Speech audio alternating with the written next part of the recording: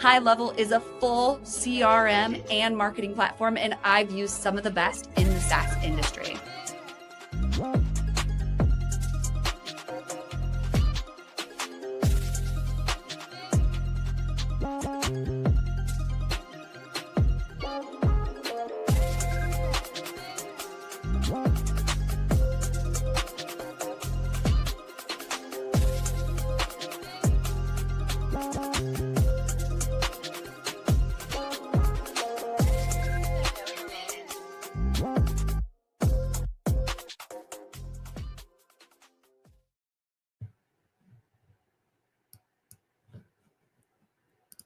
And we are live from LinkedIn, Facebook, YouTube, Twitch, and Instagram. I think I got them all. It's Revening's Wednesday. Welcome to Wednesday, Revenue Party people. Sorry if there was an awkward pause there. I was actually watching live on YouTube and it wasn't live yet.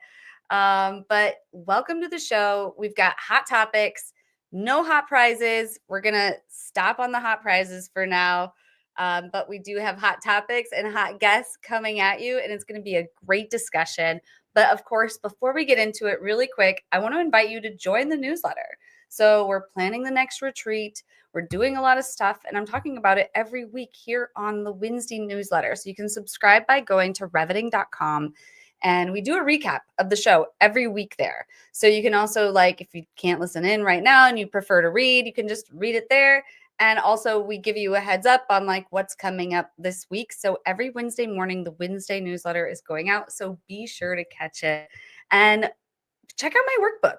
So people are finishing my workbook and I'm getting good feedback from it. So I feel really good sharing it with you. I have it here on the screen as a QR code, but of course, if you're listening to this later on podcast, you can just go over to reveting.com to look for it. And always just email me at jessie@reveting.com if you can't find it. But the workbook is helping people figure out their audience and build their personal brand. But it's also getting you into high level, helping you schedule posts across social media channels to learn how to become a marketer yourself. You don't necessarily need to hire a marketer, and I run a marketing agency. You can also just learn how to do it yourself. So I enjoy coaching people on how to build email lists, how to do a whole bunch of things, but it starts with the workbook. So start with the free workbook. And if you like that, I would love to talk to you more about how we can help you learn how to take up more space online as a marketer yourself. But you saw it in the intro video or heard it if you're hearing this on podcast, but you can work with Cherry Assistant and do a lot of what we're doing. Or get help doing what you're doing. It doesn't matter. What Cherry Assistant does is they place you with a virtual assistant somewhere around the world who is able to help you with exactly what you need. So for me, that's creating live streams, duplicating event images, finding new headshots, putting them in, changing the topics, following up with guests. And a lot of that is thanks to the help of Cherry Assistant. So Cherry Assistant is someone that it has sponsored Winsday for a long time. So DJ Kim is the founder there. And before they founded Cherry Assistant, there was Data Ghost. I don't know if you remember, but Data Ghost was a sponsor of Winsday, and they were acquired. And they actually quoted, there was a quote after the acquisition that they thanked the Winsday show, for helping them get their first 100 users because it helped them get acquired. So I've loved having this relationship with DJ Kim. I love what they're building at Cherry Assistant, but it has just worked out in a way that has helped me not only scale my own marketing, but the marketing of my clients as well. So Revening is scaling thanks to Cherry Assistant, and they can help you scale too, be it your sales, whatever it is. I digress. We can talk about it more. And High Level, check out a 30-day free trial with my affiliate link on the screen. Otherwise, just go to revening.com/high level. But it's a marketing automation system as well as a CRM that I use. And I would love to help you use it too. I'm helping people migrate from some of the larger systems that a lot of the businesses are using, larger businesses.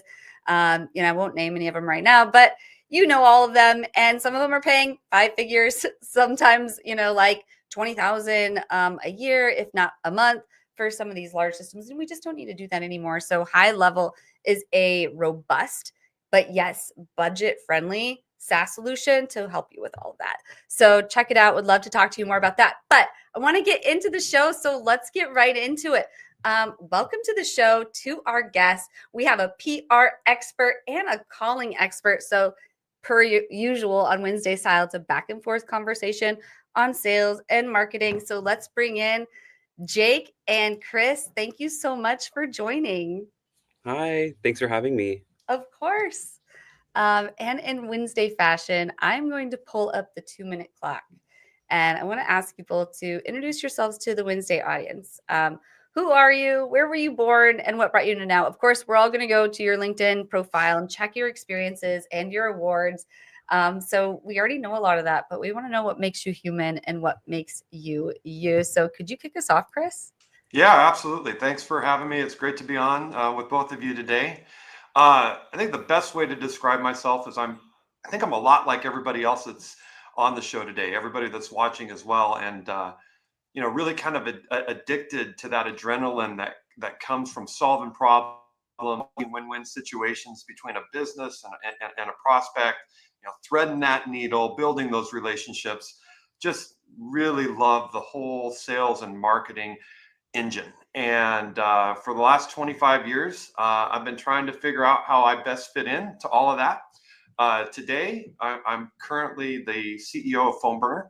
I was born and raised here in the great state of Washington. Worked for a variety of different organizations, but I'm at a great company here at PhoneBurner. For those of you who don't know what PhoneBurner does, we're really all about meaningful conversations and trying to connect businesses with the people that they need to communicate with and get their calls answered. And really, we all kind of here at PhoneBurner subscribe to this fundamental belief that, a single phone call getting answered can change the trajectory, not only of the person placing the call, but also of the person receiving the call. So our mandate here, and I think my personal career mandate, is to try to find the best way possible for businesses to connect with who it is that they need to talk to using, the most powerful form of technology that we all have in every one of our pockets. And so excited to be here today and look forward to having a great conversation. Oh, with a minute left. Way to go. Of course, the phone guy has to keep it quick. And I appreciate that. And I think, you would appreciate the fact that I've been doing some calling this week. I had to listen to Jeb Blout's Fanatical Prospecting book by way of my husband, who had to listen to it because his employer gave it to him. So it was on the car for 6 hours, and I don't know, it just inspired me. So since I got back in January, I've been on the phone and I don't regret it. So I'm excited to talk more about calling. But Awesome. Chris, I'm going to put the 2-minute clock up. I also love PR people. So you and I were talking a little bit earlier that PR people, they can be just as sharky as salespeople. And I didn't realize I started actually my career as an intern on the Hill for Senator Durbin, but it was with the PR people. And so they were dealing with like CNN and like, oh man, it was like cutthroat. And I learned a lot there, but then got into marketing, and the PR stuff was always still there, where you're writing press releases and you're trying to get it into these news outlets, and it's cutthroat. And I still use it every day for live streams and for guests, finding guests. I found both of you on a PR related website. And, because of those skills, I'm able to keep not only my show, but my guest show filled with people who want to also be seen. So PR is not dead. And it's still very much alive, because I know you, Jake, have gotten people in some major outlets, but I digress. Tell us your full life story in 2 minutes. Yeah, absolutely. So I'll just kind of start from the beginning. I was born and raised in Syracuse, New York. I have two older siblings. So being the youngest of three, you've kind of always been the person that's, fighting for the spotlight and for the attention. But as a Leo, I feel like that comes pretty naturally to me. And I mean, aside from being sharky and, being that kind of cutthroat PR person that you kind of have to be sometimes, the reason why I do what I do is just because I really enjoy helping people share their stories and share a level of expertise that they have.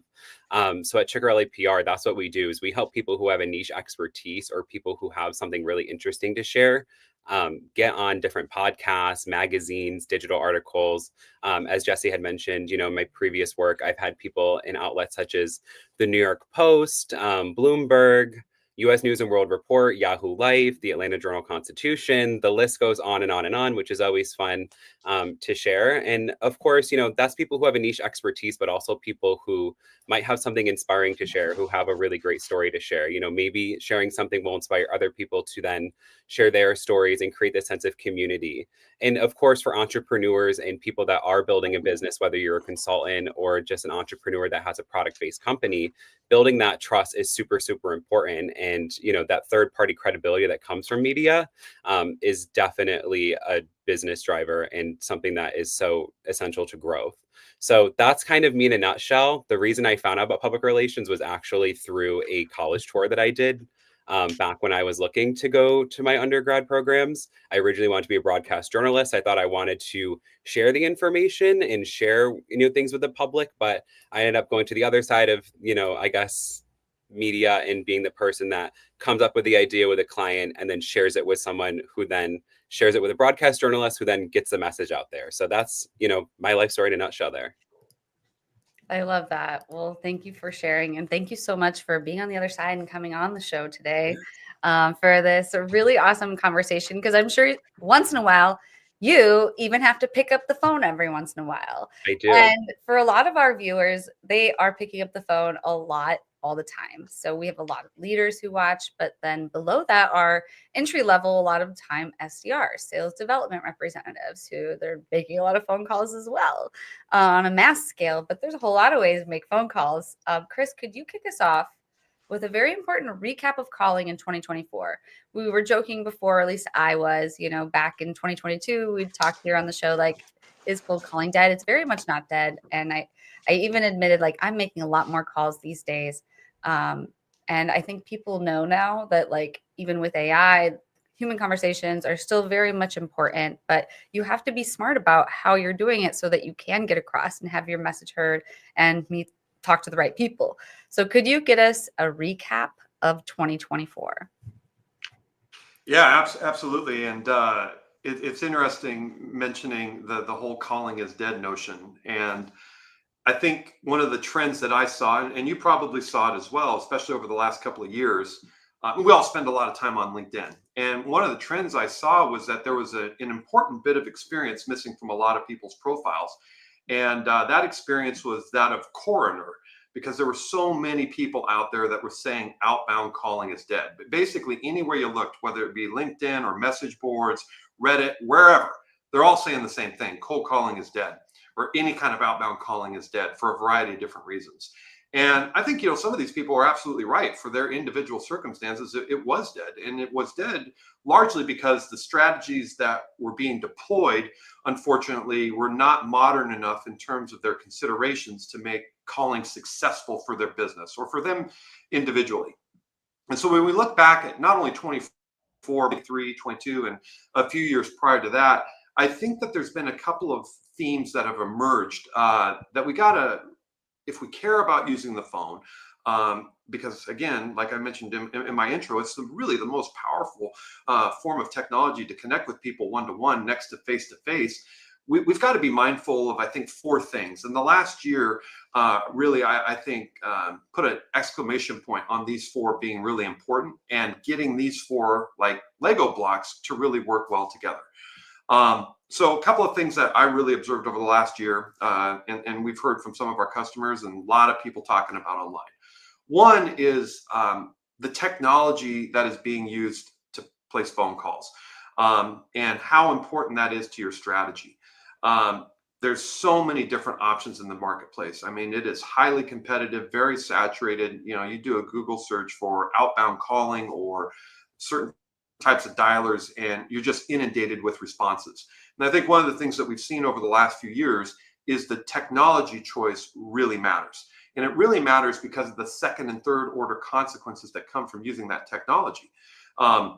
And so a lot of the people that, you know, I talked to that were that coroner that said it was dead, were using technologies that I think were emphasizing really quantity over quality of outcome. You know, the numbers that they were incentivized by just were really activity based rather than results based in many cases. And so they made technology decisions to support that. And at the end of the day, what they were ultimately shooting for didn't happen, get frustrated, throw their hands up in the air, and wonder where to turn from there. So I think technology over the last couple of years, that's been really big. And of course, AI and some different things have layered in to give people different things to think about in terms of what they want to do from a technology standpoint. So that's first block is technology. And in 2024, we saw more things come on. Every single one of us has been presented with that Instagram app that shows the AI agent trying to make that call, trying to aspire to make that human connection. And as for as great as AI is, it's a long way off on that one.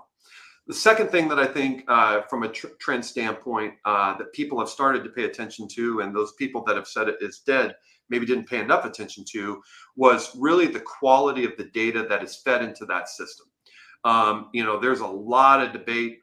There's a lot of different opinions online on who the best data provider is, who's the best lead provider, how do we best use that information in our system. And I think one of the things that we've observed over time is that really, if you ask people, the quality of data that's available in the market has either plateaued or in some cases kind of come down a little bit.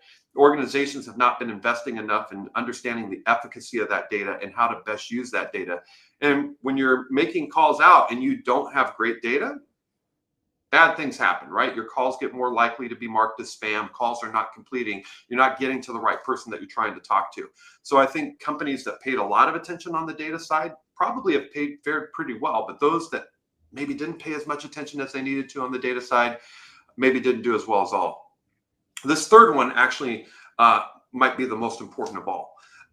And as you mentioned, you know, we do have a lot of managers that are listening today and leaders, and then we have some individual contributors who are actually, you know, picking up the phone and placing those calls. You can't overemphasize how important it is to do a great job of training people on how to have a really good conversation. And organizations that have neglected it and have really not paid the level of attention that they need to raise the skill set of the people that they've asked to place those calls to really become calling professionals have paid the price.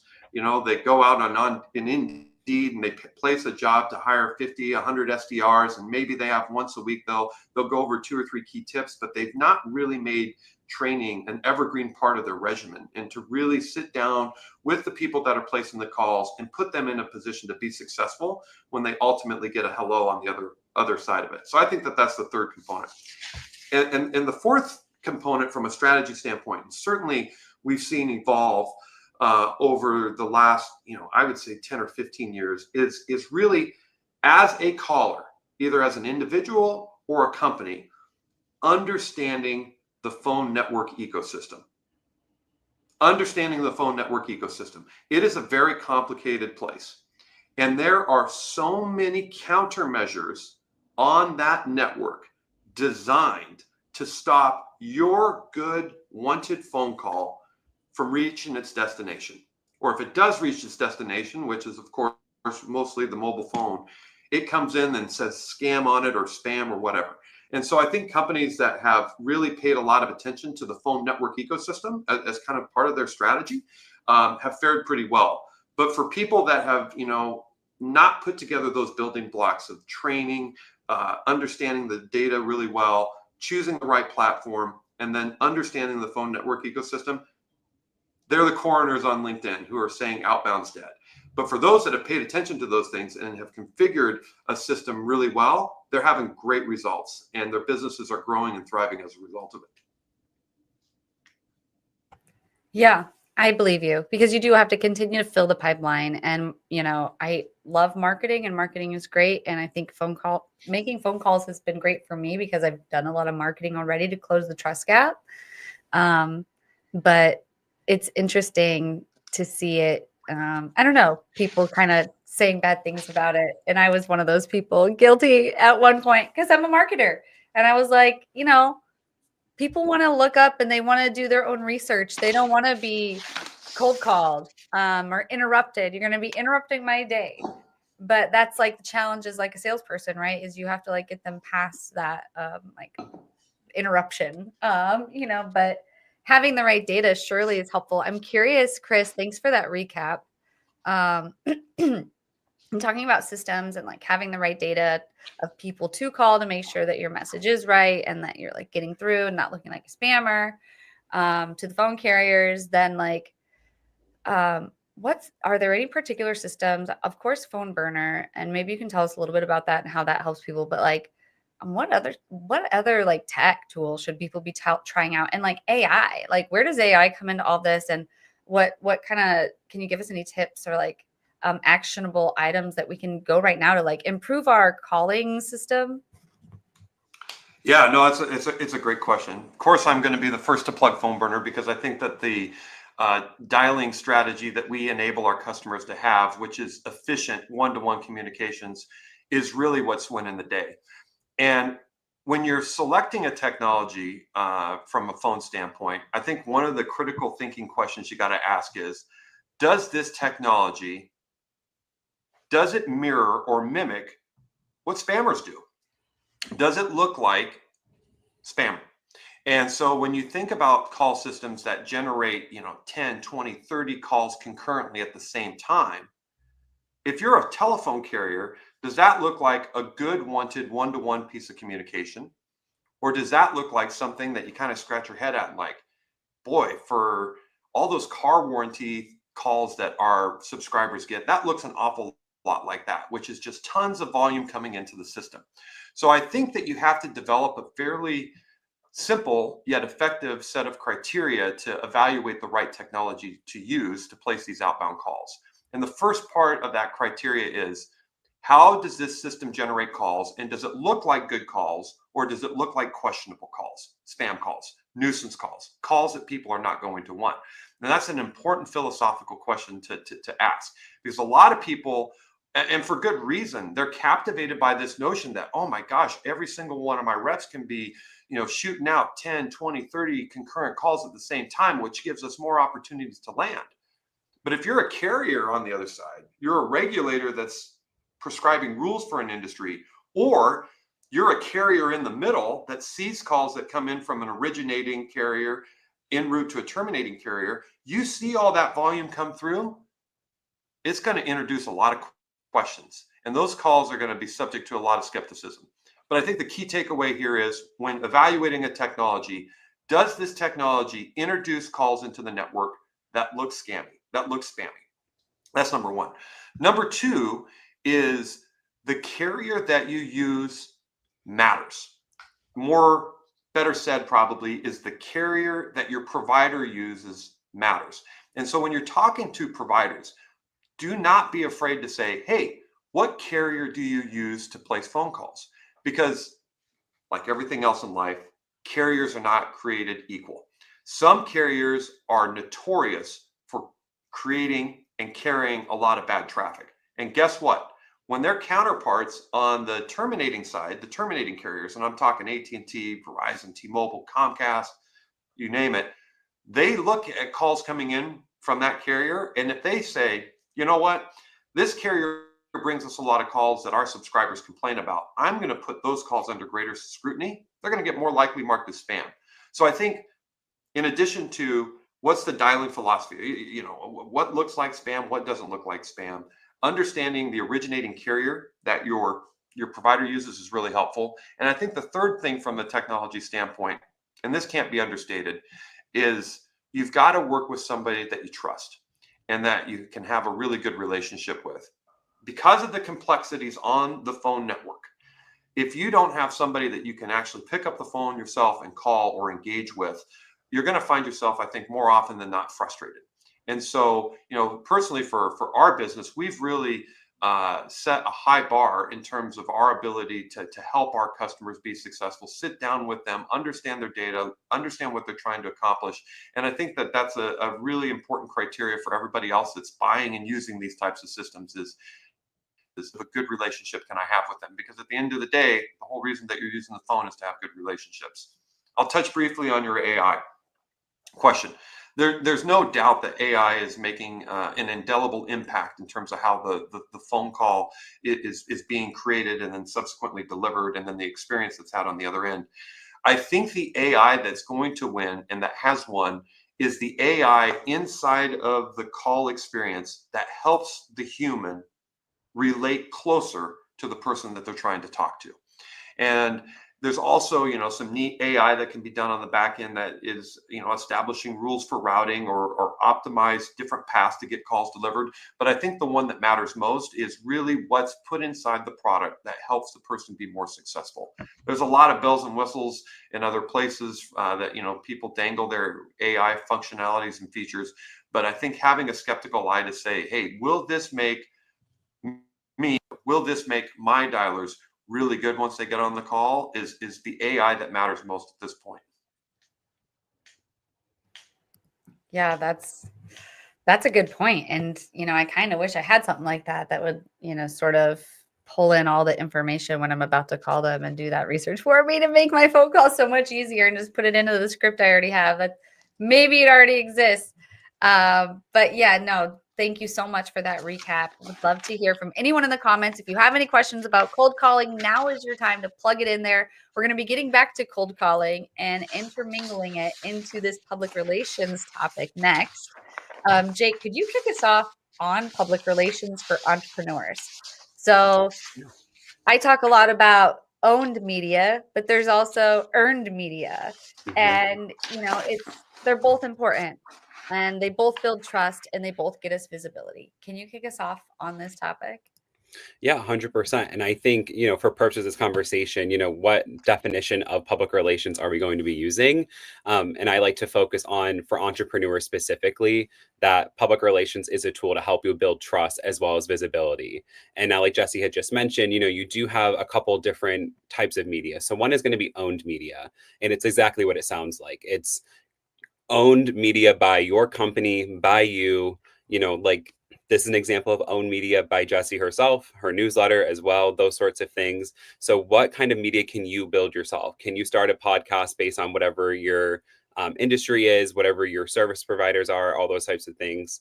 But then also, what are these different things that you want to get out into the media, which is going to be earned? And you're earning that whether you're doing it by being an expert, whether you're positioning your product as one of the best products in the market, and those sorts of things. But there's 5 different things I kind of want to focus on real quick, and I'll make it pretty quick here. As a PR person, I feel like I'm always kind of getting right to the point, but PR is huge in building trust for entrepreneurs. So whether you're service or product based, it's the foundation of any successful business or relationship, right? So you want to make sure that you're consistent and transparent through your messaging, those sorts of things, what you're sharing. Why should someone work with you over someone else? For myself, I am a service-based entrepreneur. I'm not selling a product, I'm selling the service, which is PR services. Why would someone want to work with me over somebody else? Is it because I focus on helping entrepreneurs specifically, or is it because the track record I have of different media placements and those sorts of things? That's the kind of stuff that you're going to need to be sharing through your earned media. And of course, PR does help shape that public perception and establish that credibility. So if you win an award, or if you're featured in, let's say, the Today Show or something like that, that just gives a whole nother level of credibility because they see this as a real company, a real person, and or a real product as well. Point number 2 is leveraging media relations. And I've made a joke recently that you need to put the relationship and the relations part back into media relations, because a lot of the time I hear from other PR folks or, from journalists and whatnot, that there's not a whole lot of a relationship there anymore with media. They're saying, okay, great, thanks, you featured my client, on to the next person, on to the next connection here. It's really about, I don't like to use the term massaging the relationship, but it's really about building an authentic connection with somebody, right? So it's about saying like, hey, Jesse, what are you working on? what are you going to be doing next month? Or do you have any upcoming coverage on X? Because I have experts in this field, and those sorts of things. So that's another part of media relations. And you're going to want to, craft a compelling pitch there. So I usually say, think about the story you want to share, think about how you're going to articulate that, and then go ahead and find those media outlets that are going to fit your niche and what you want to share. Don't find the media outlet and then try to bend your story to fit it.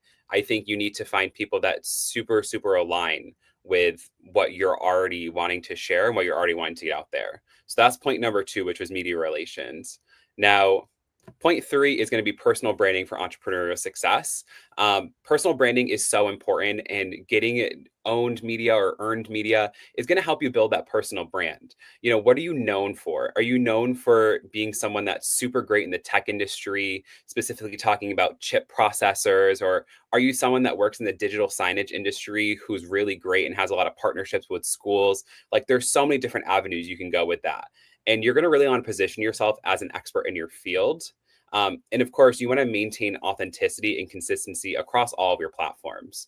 So you can't be talking about, something totally different. You can't be talking about A and then Z here. You got to at least be in ABC land, or, that kind of stuff.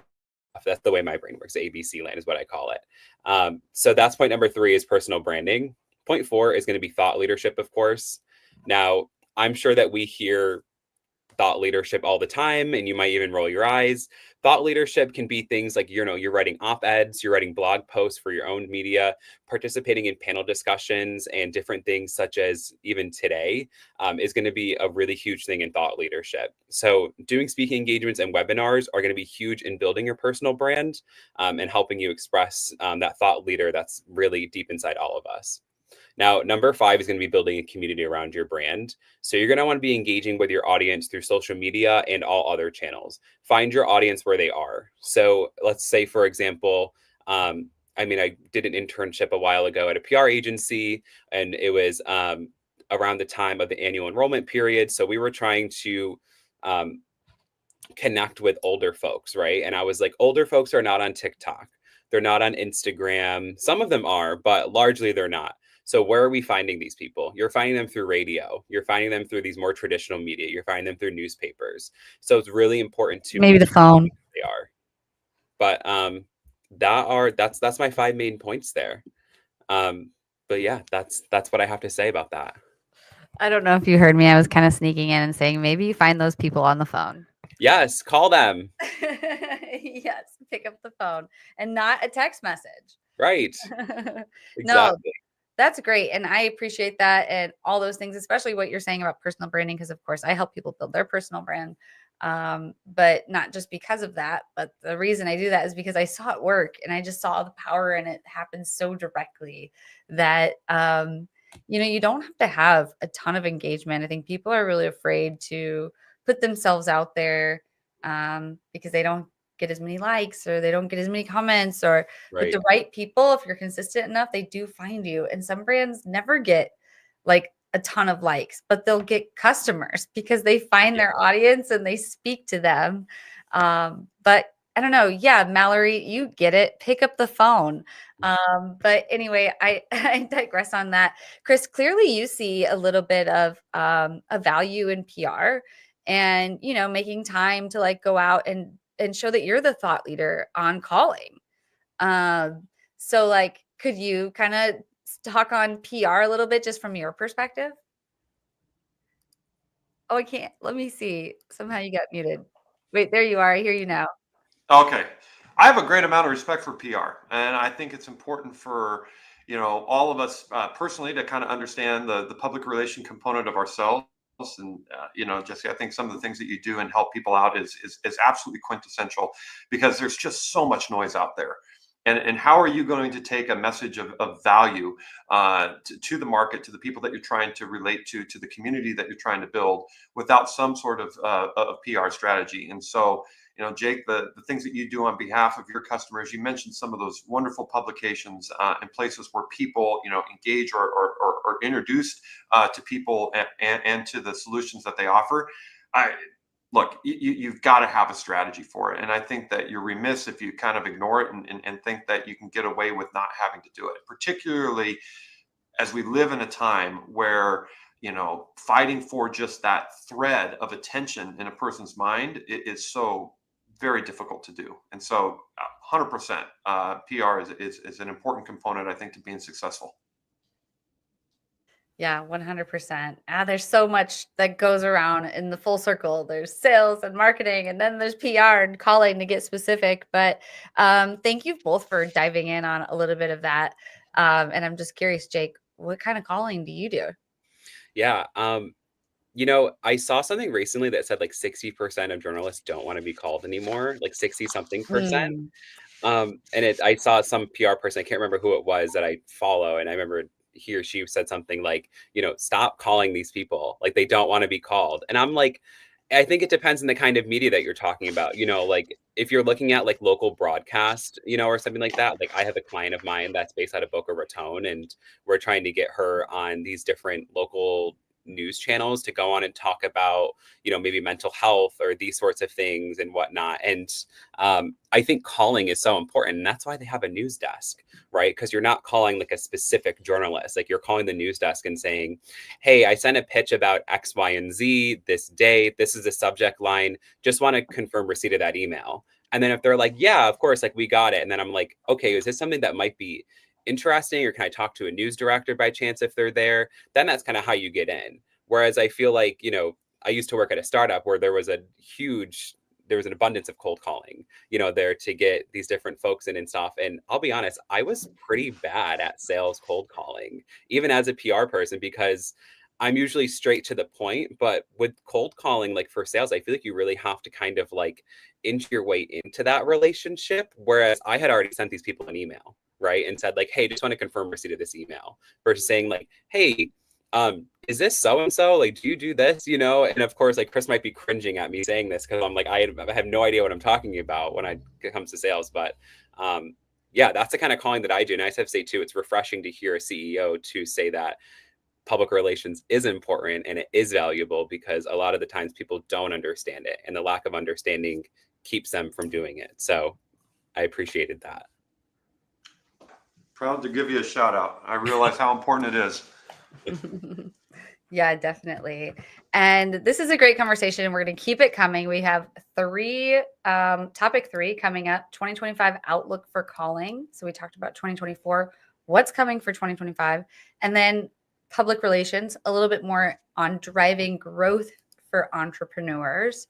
So what could you be doing to drive growth for yourself if you're an entrepreneur, or helping those that you work for? We will be getting back to that right after this amazing message. I've already been telling you all about Cherry Assistant. I'm going to keep telling you about them because they're awesome. They've helped me with everything. They help my clients. But here's a message of them helping someone else as well. This is Mike, also known as Clean with Mike on Twitter. Mike hired a virtual assistant from Cherry Assistant about 2 years ago. Now he has a $50K per month business fully managed by a remote operator in South Africa. His VA from South Africa does the following: closing inbound leads on the phone, Yelp and Google and Facebook, manages his CRM and go high level, deals with rescheduling, cancellations, any issues, hires and manages the cleaners, and sends them daily reports and updates. Mike has a fully cash flowing business managed by a remote operator for only $8 an hour. You can also hire a US equivalent worker in the Philippines, South Africa, Latin America for a fraction of the cost with Cherry Assistant. Be like Mike and grow your business with offshore staff. So that's an entire menu. They have more the things that a lot of their virtual assistants help with. You can use that QR code to check out Cherry Assistant and just give them a call and explore it. Maybe it's not right for you, but maybe it is. And maybe it's time for you to start delegating, because for me, it has been extremely helpful. When I was, creating all of the show materials myself and doing everything for my clients myself, it was a different life. So just get some help. There is help out there, and there are people out there who want to help you. So check out Cherry Assistant. I highly suggest them. And also, I highly suggest High Level. So I was talking about them a little bit pre-show, but I want to pull up my QR code again for people who are watching. But you can also, if you're hearing this on podcast, just go to reveting.com/high level.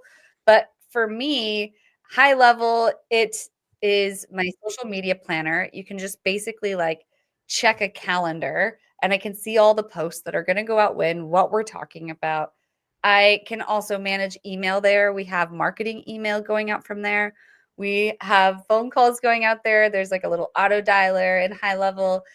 So as I have leads who flow in either through my workbook or other places, then I can just use the auto dialer right there. So a lot of people use these tools with their employer from, their other tools, and they spend a lot of money on them. But like you can start a side hustle and get high level for just $97 a month. In fact, they have a special program coming up, an event. If you want the link, just email me, Jessie@reveting.com. I can get you into it, and I'd love to get you access there. But they're basically putting on an event to teach people to create a social media marketing agency. And that's essentially what I've done, but they're just going to teach you how to do it. And they're awesome, and they're going to help you get set up with everything. So just create your free high level trial here, and then I will help you get into that event if you're interested. So just send me an email. But let's get back on into it. But next topic is an outlook for calling. And so we talked about the recap of calling, and I'm curious about the outlook for calling. I mean, at some point, is there going to be AI calling outbound? I mean, what's going to happen in 2025? Boy, what a great question. And I hope we never are in a future where the only thing we communicate over the phone with is robots, because I think that would really be a terrible future to live in for a variety of different reasons. I think when you look at 2025, there's a couple of things that concern me, almost to the point of scaring me for phone calls, and then there's some things that I'm really excited about in 2025, and so I'd like to walk through just a couple of them. This is maybe you're going to hear me say this question and people are going to be like, this guy's nuts. But I think if you hear me through, it makes a lot of sense. So to set the stage, for everybody that's a manager that's listening, or leads a call center operation, and then for those of us that are, individual callers that place phone calls, there's a lot to be made about, having your calls have got to be branded, right? And so I think the question that I think is kind of a crazy one to ask, but makes sense to ask is the phone call going to become a luxury item? Is the phone call going to become a luxury item? And when you think about it, there's a ton of money that is being asked of businesses to brand their phone calls so that when that call appears on a person's device, it shows up with their name, maybe the logo, reason for the call, all that.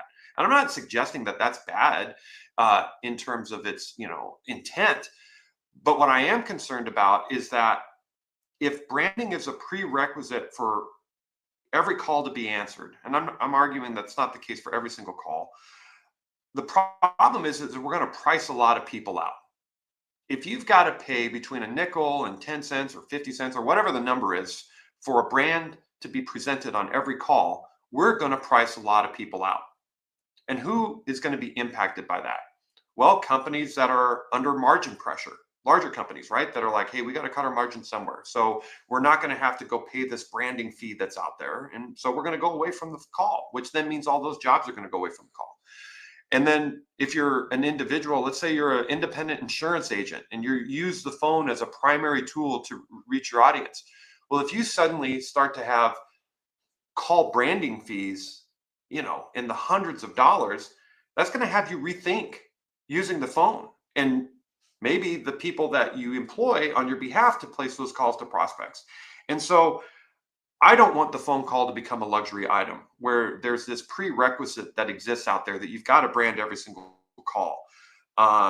Because I don't think we want to find ourselves in a world where, phone calls are reserved only for high value interactions with elite customers and prospects. This is a channel that by design is available for the masses, and we need to keep it there. And so it scares me that there are these situations that exist where people are potentially under pressure from a cost standpoint to just place a phone call where they walk away from it.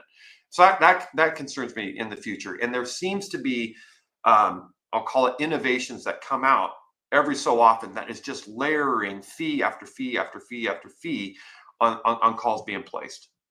I think the second thing that concerns me, and I don't want to be chicken little and the sky is falling, because I do have some things that I think are pretty exciting and really robust for calling's future in 2025 and beyond. But the second thing that scares me is, we've talked about it a few times here, with so much AI being driven and put into our face. I don't think we want to find ourselves in a future where we erode why the call was so good in the first place. The phone call was good because when people get together to talk about something that there is common interest between them with, it is an unbelievable tool.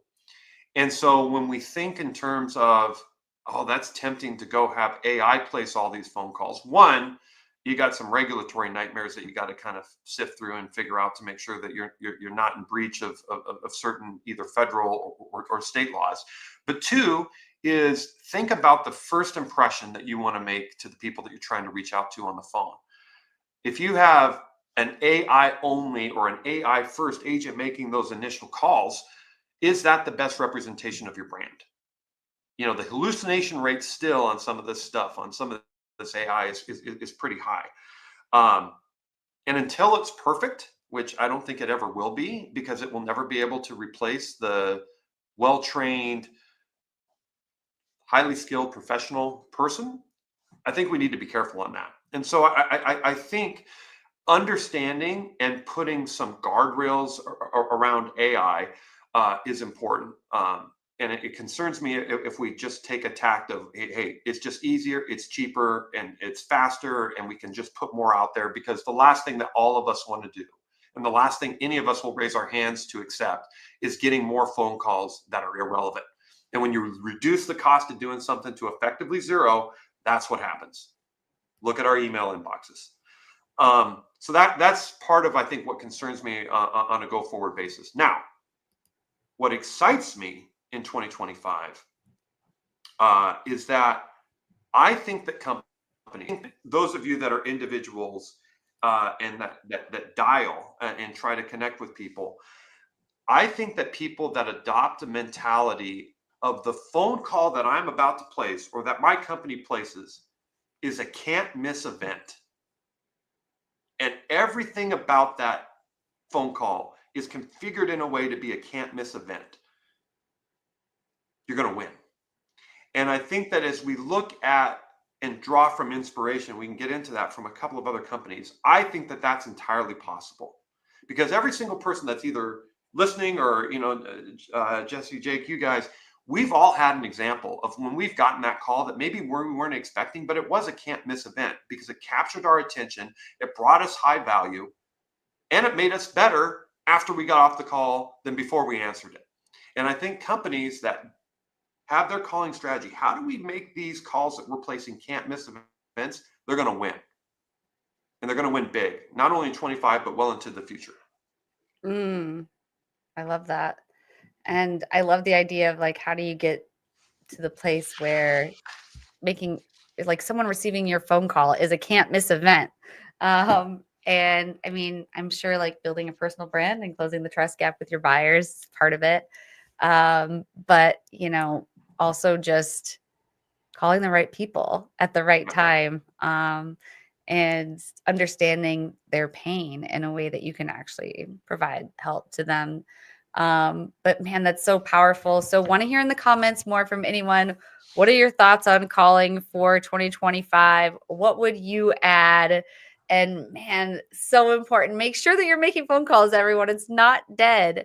And please, I don't want to be called with outbound AI. Maybe if it's at a place where like the AI could just prompt me, sort of like a voicemail drop or something, or maybe not a voicemail drop. Maybe that's a bad example, but like something like a dialer where it just puts the person on the phone with me. Maybe if it can prompt me to like call the right people, I don't know, to outbound the right people, but to have actual bots doing it just sounds crazy. But I digress. Let's get into our fourth topic, back to public relations and driving growth for entrepreneurs specifically. And just imagine you end up in the Wall Street Journal, you end up, getting some earned media, you build your trust with your audience, with your owned media, and then they're excited to get your phone call. But how do we drive that growth, Jake? Yeah, absolutely. So I think the first thing that entrepreneurs have to look at, specifically startup founders who are looking to fundraise or are actively fundraising from investors or venture capitalists, you need to align your PR strategies with business goals. So, really look at your overall business objectives. Is your main business objective to increase awareness, increase sales, increase trust? And I think that's a big thing too that a lot of people overlook too, is that as a business goal, it should be to have a better reputation in your industry or to continue competing with different people in your industry as well for this kind of like share of voice. Um, and then, of course, be mindful that you might have to pivot PR strategy if you're pivoting and evolving your different business needs. And especially as a startup, that's going to happen. So always keep your PR people informed, your communications people informed if you're working with them. But if you're not, as a lot of entrepreneurs are trying to do it themselves, make sure that you're mindful that your PR strategy has to evolve and pivot along with a pivoting business need. Now, there's two other things that I really want to focus on. One is going to be crisis management. And I think this is something that a lot of people are fearful of. So they're like, maybe someone at your company says something and it gets taken the wrong way and then it gets spun into this thing. And I think that's really about an opportunity to turn a challenge into an opportunity. Instead of just rolling over and dying and saying, oh my gosh, like this horrible thing is ruining my company and these sorts of things. I don't know if it was Chris Jenner who said it, but someone said any press is good press. And I guess I have to slightly agree with that because there's always, always, always a way to bounce back, right? There's always a lesson learned from a crisis. You understand that what someone did was offensive to a certain audience. And then now you can also build trust with those people by showing that you're willing to talk about the hard things. You're not just trying to sweep these things under the rug or, kind of hide behind these different things here. And just use these crises as an opportunity to show resilience and show your commitment to your customers and to your stakeholders. The other point I want to make too is enhancing your investor relations with effective PR. So PR can really help you attract and maintain investor interest. So whether you're in VentureBeat or you're in TechCrunch or you're on some sort of LinkedIn Live and you're connected with these different investors, they're going to see that you're actively putting yourself out there and that you're trying to raise awareness in these sorts of things. And then, of course, you're going to want to communicate different milestones and success. And that's going to go out to potential investors, current investors, and different stakeholders as well. So if you reached 1,000 subscribers or 1,000 customers on your app, I think that's a really important story to tell, whether it's through your owned or earned media. And then, of course, you're going to be building investor confidence through different updates and transparent communication, whether that's through an owned media channel of like an investor newsletter, or you're sharing these different things about your company and these different milestones or what's ahead or a strategic partnership. It's going to attract investors and it's going to make your current investors really happy to see that they're putting their money somewhere that's, super, super, I guess, what am I trying to say? I want to say growable, but I know it's not a word. Growth driven companies, and those sorts of things. So PR is a huge tool in these different things. And I think it's a lot of things to consider that startup entrepreneurs don't think of. And then, of course, you can take these same strategies if you are a service-based or product-based company. Just think about what your business goals are and your strategies and make sure that your PR aligns with it because there's long-term value in PR while you're sustaining different growth and expansion. So those are my main points there, Jesse. Ooh, I love all those. Okay, Yeah. so could you dig into that a little bit more in terms of like where could you really go with that? Like you were using the word like growable, but maybe like profitable. Yeah. How do you tie it back to like the end goal? Like how do you measure it? Yeah, 100%. Like let's say you share with your investors that for 2025, you want to reach 10,000 subscribers on your app, right? And maybe you hit a milestone of 2,500 in the first month, like in January, and you're already 25% from your goal. That's a huge story to tell, right? Like you saw X% month over month growth, or you're projecting higher month over month growth in this industry. And then, of course, positioning your C-suites or the entrepreneur slash founder themselves as a expert in that industry and saying, we're seeing X work for our company in Y industry. And here's why we think this strategy is going to be effective for sustaining long-term growth, and these sorts of things. And that also positions you as a business expert as well, rather than just, what industry your company's in. So interesting. Yes. So I'm curious to hear from you a little bit on this, Chris, too, just because I see you, like building your personal brand and also going on shows. So like, there's probably been a way that you guys have tied it back as well. Did that all like resonate true with you? Yeah, absolutely. And I think the one thing about PR that I particularly love is when you're mission driven in terms of what it is that you're trying to do as a group of people coming together in the form of a business.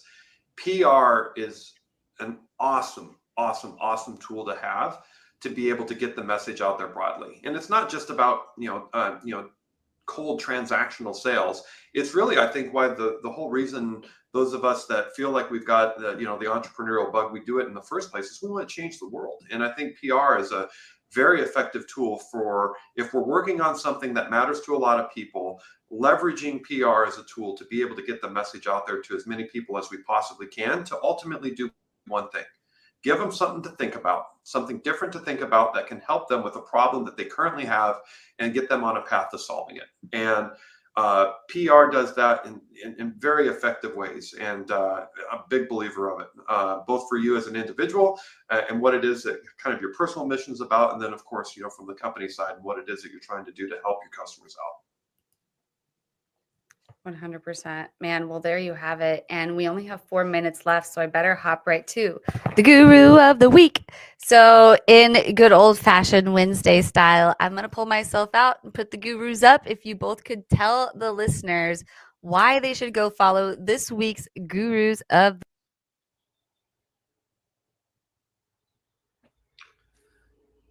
I'll let you kick it off if you want.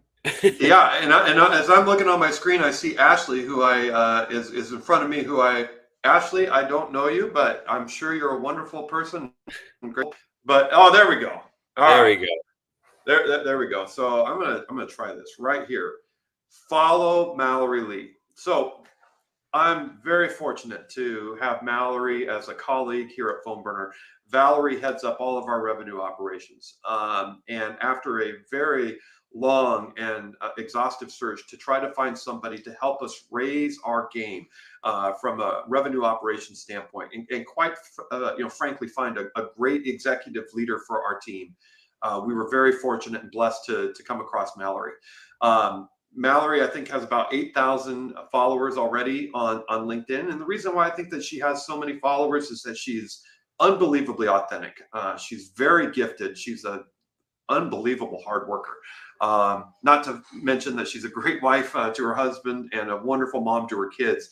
But she really is, I think, a tremendous resource, a library of different perspectives in terms of how to really take your revenue operations to that next level. And so she's been with us now at PhoneBurner for a couple of months. And when you think back in terms of best decisions you make as you recap your year, undoubtedly right there is having Mallory join our team. So I can't say enough about her, and I certainly hope that you give her a follow. She does a little podcasting herself, and I think that you'll enjoy the material and perspectives that she has. And I can't stress enough, follow, Ashley Dennison. She has been a great mentor to me. I had the pleasure of working for her under comms consultants back in November, helping her out with some LinkedIn outreach and those sorts of things. Ashley's great. She's a continued innovator in the PR and communication space. She created comms consultants as a way for companies, agencies, everyone alike who's looking for a communications, PR, marketing consultant, whatever it may be in the industry, connect with these people more easily and kind of almost remove the middleman there, really make it easy to connect and hire these people. So follow Ashley. I'm going to let her LinkedIn speak for herself. She posts super often, great tips, and there's a lot of great engagement underneath Ashley's posts as well. So great folks to connect with that are already in Ashley's network too. Awesome. Looks like she's seeing it. We gave her a tag and invite everyone else. Go tag her, go follow her. Thank you so much for sharing your gurus of the week and for coming on Wednesday today. This has been a really exciting conversation to be able to hear a recap of calling as well as what to look forward to in 2025 from you. Chris was major. And we've never had a PR person on Wednesday. And I love this conversation because even though wouldn't really call myself a PR person, I work in, I guess, PR world a little bit every Media. once in a while. Yeah, media, exactly. I love it. And, I have a high respect for that world. And I think it's so important. I think businesses, when you're on a growth trajectory, you should work with PR people and smart ones. Have them on your side because they are very powerful. But congratulations to our gurus of the week. Thank you, Chris. And thank you, Jake, for coming on the show. Before we go, real quick, could you both tell the audience how they could reach you if they wanted to work with you? And if there's anything else you want to plug about your company and what you're doing? We'll start with you, Jake. Yeah, so follow me on LinkedIn, of course. Feel free to connect with me. I love doing virtual coffees. I'm that annoying person that you might hate in your LinkedIn DM saying like, hey, would love to connect. Let's do a virtual coffee. Promise that I'm a real person if you get that message from me. You can also find my website. It's just jakechiccarelli.pr.info. You can also send me an email to jake@chiccarellipr.info, and Ciccarelli is just my last name. So, find me there, find me on LinkedIn. And then, of course, if you're looking for credibility building services, someone to help you really hone in on your story and what you should be sharing with the world, feel free to connect with me. I'm always happy to do a free 30-minute chat of some sort just to kind of help you out. And then if you want to work together long-term, short-term, I'm open to it. So connect with me at any of those places. Thank you so much, Jake. And how about you, Chris? How could people reach out to you? Yeah, no, I think to reach out to me, I'd ask you to ask a simple question of yourself. There's a continuum in the phone call. And that continuum is on the left-hand side, is this an unwanted interruption, the call that I'm about to place? And on the far right, is this a high value interaction that you're going to have? And if you're on that side that, hey, my calls are high value interaction and I need more of them answered, go to phoneburner.com and connect with me there at phoneburner.com. I'm on the About Us page. Of course, I'm on LinkedIn, and I represent and am part of a great team of people that would love to hear from any of you if you want to get more of your calls answered in 2025. We'd love to have the conversation with you, and wish you all the best of luck as we go into this new year with endless possibilities ahead of us. That's amazing. Well, I just put phoneburner.com and also tagged you both in the comments. So I hope everyone will go and connect with both of you. And if you do, let Jake and also Chris know that you heard about them from our show. But thanks again to both of you for showing up. And we hope you all have a great week. Until next week, I'll go ahead and end our live stream. See you later. Great job, Jesse. Great job. Thank you. Good job. Bye-bye.